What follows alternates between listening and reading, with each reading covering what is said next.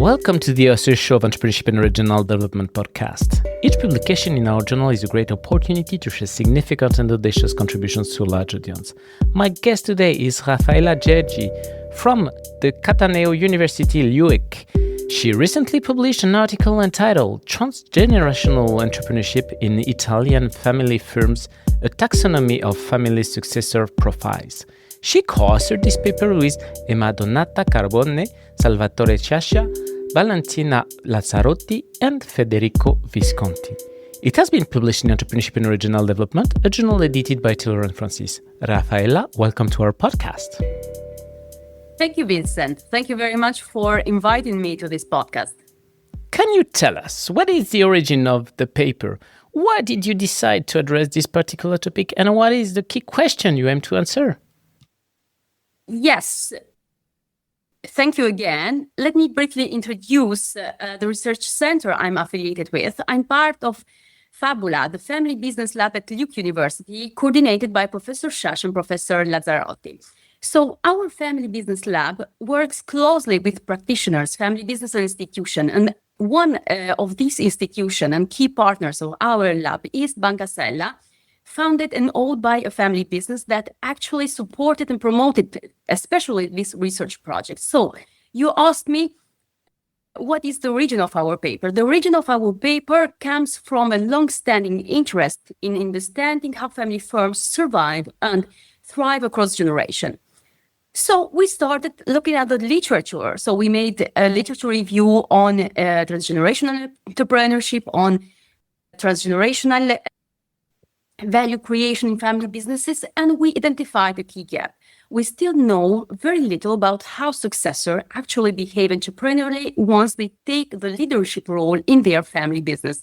So our main research question is this: how do successors act entrepreneurially in family firms to contribute to transgenerational value creation? The other question you asked me was, what motivated us? So we were primarily motivated by the need to look at this phenomenon in a more holistic way. What does this mean? This means that we noticed that in previous studies, scholars have identified many important factors that drive entrepreneurial outcomes of family members or family entrepreneurs, such as, for example, individual level factors, family context, business features, or contextual conditions. And these factors were examined primarily in isolation. So in our study, we wanted to focus on the interplay of these factors, analyzing how they interact simultaneously to shape entrepreneurs' behavior and thus to influence value creation over time in these family firms. Can you identify the one or maybe two key contributions of your paper that you believe will have the most impact on the field? Yes. As we stated in the paper, we list many contributions, but I think two are the main contribution. We for sure contributed to heterogeneity in family firms, no? But our main and novel contribution is the development of an empirically grounded taxonomy of 5 successors profile. How we came up with these 5 successor profile? The process was the following. On the one hand, starting from a well-established framework, we look at the drivers, these drivers, individual level, contextual ones, and how they interact between them. On the other side, instead, we look at what are the entrepreneurial outcomes in terms of innovation, renewal, and venturing of the successors selected in our research projects. So we came up with these 5 successor profiles labeled as revolutionary, orchestrator, venturer, renewer, and improver. Firstly, the revolutionaries, we noticed that successors in these profiles are moved from individual level factors. What does this mean? This means innate aptitudes, entrepreneurial spirit. So these successors exert a radical impact in their family business at transforming, revolutionizing it. An example is, I remember this CEO that she told us that her family business was facing financial distress. So she was so able and capable to turn the situation around, and successfully, I think. The second orchestrator are those successors who have a multifaceted impact in their family firms. They orchestrate, they manage many things. They are able to achieve multiple entrepreneurial outcomes, such as innovation, renewal activities, and venturing outcomes as well. Venturers, on the other side, we identify those successors who were able to expand the scope of the business mainly through specific activities, for example, acquisitions, entering in new markets, in new geographical areas, okay? While, lastly, renewer and improver, let's say more incremental in nature, they provide organizational rejuvenation, they provide the ameliorative impact on their family business, and we're more anchored to the family tradition, to the family DNA. Okay, so they wanted to innovate through tradition, remaining anchored to the family culture. So this taxonomy, what shows to us? Shows that successors contribute to value creation in a different but equally valid ways, offering a more nuanced understanding of heterogeneity in family business entrepreneurship, especially from a successor's perspective, who has already taken the leadership role within the family.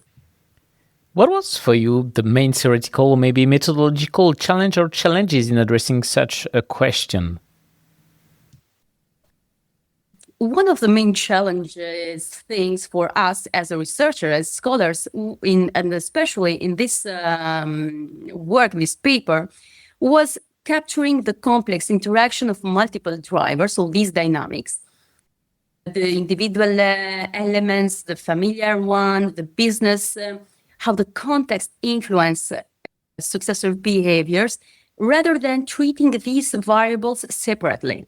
Okay, so we try to address this issue by adopting a qualitative multiple case study approach, a specific and abductive approach. So we started from a theoretical framework, we then go to empirical data, iterating between theory and data, and allowed us to build this taxonomy grounded in real-world entrepreneurial experiences.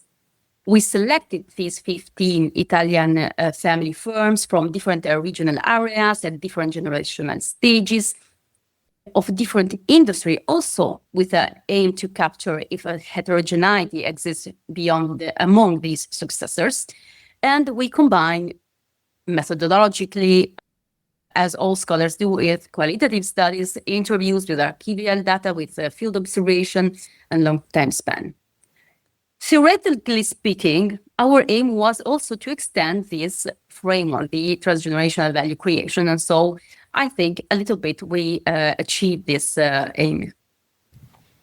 Let's talk about the research process itself. Can you share something about the journey, perhaps a turning point during the data collection, a difficult decision you had to make about the research design, or even a moment of doubt, any surprise or counterintuitive result, something that made you rethink your initial assumptions?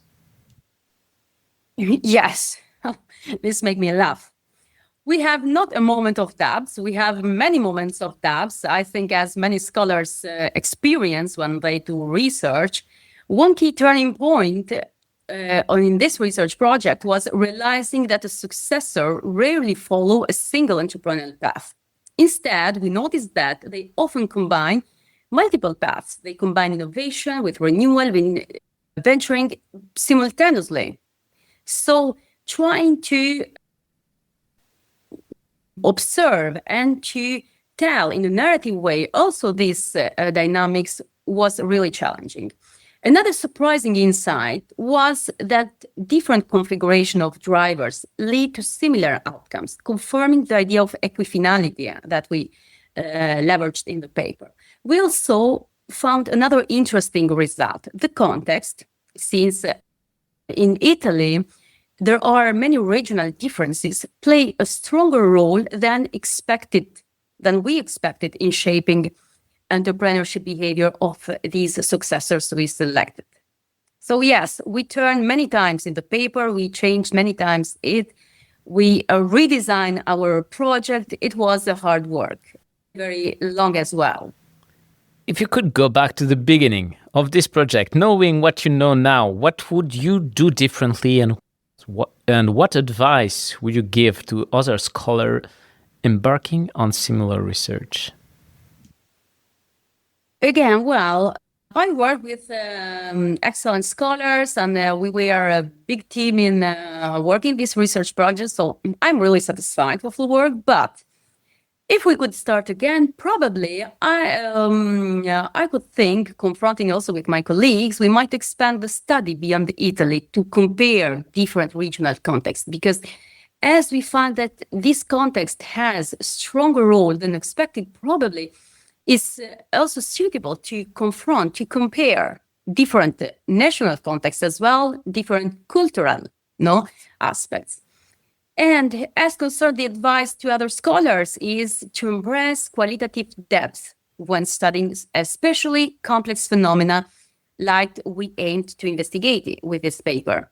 So focusing, for example, more on interaction between factors rather than on isolated variables, possibly also combining with qualitative and quantitative. So through quantitative methods to help scholars to cluster the data, to help them to better interpret the data in a more linear way if possible. And especially to remain open-minded, open to unexpected patterns that might emerge from real data observation, real data investigation.